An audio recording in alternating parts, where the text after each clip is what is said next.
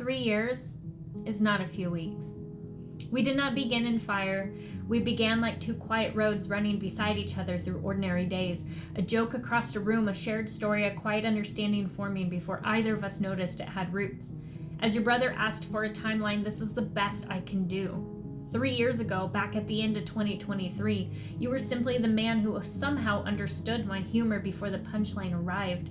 You were a familiar presence that felt like home without explanation. I did not know then that your life was already spoken for, but by the time the truth arrived, you were already woven into the quiet spaces of my days. Not a lover then, not even close, just my best friend.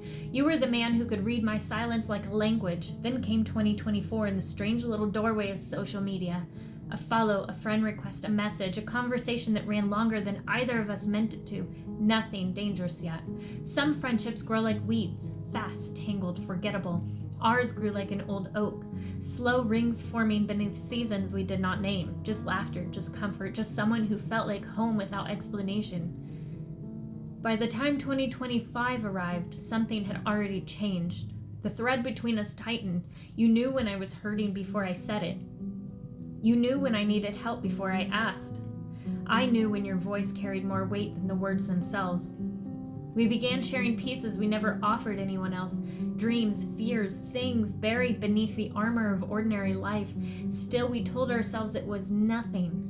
Just friendship, just two people standing a little too close to the edge of something. August came like a slow confession. The air between us grew heavier with truth. By archery season, our arrows were no longer the only things finding their mark. Words slipped out first, careful ones, dangerous ones, the kinds that hover between friendship and the edge of something deeper. And when winter arrived, so did the moment we stopped pretending our hands didn't belong there. Your touch did not feel new. It felt like something we had already lived 1,000 times in the quiet places of our conversations. The truth is, we crossed the line long before our bodies did. But love did not begin in those final months. Love began years earlier in the unnoticed moments, in shared glances and inside jokes and the way you always showed up. So when you say it has only been a few months, I wonder if you are speaking about bodies. Are you remembering Valentine's Day? The night you made love to me? Or only the moments that followed? Or the moments before that? Because love does not begin when bodies meet. It begins in late night conversations and shared silence and the way two people learn each other's souls long before their hands. By that measure, we crossed the line years ago. Maybe that night at Oktoberfest with a beer in my hand and laughter between us, because hearts do not move that quickly. 3 years cannot be folded neatly into a few quiet Sundays. 3 years do not disappear just because someone opened a Bible. Now you disappear into prayer and scripture and the fragile walls of a world that will cast you out if it learns the truth. I understand, I truly do. Fear can make saints out of people who were once brave. Faith can feel like a fortress when the world is watching, but truth is a stubborn thing.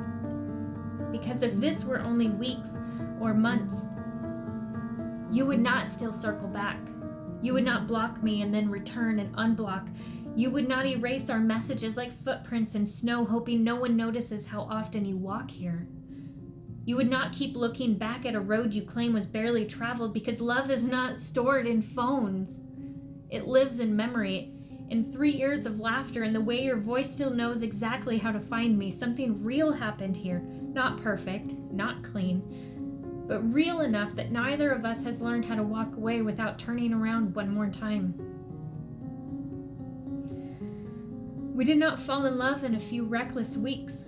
We fell in love slowly, quietly, like two people who thought they were safe standing on opposite sides of a line until they realized they'd been holding hands across it all along.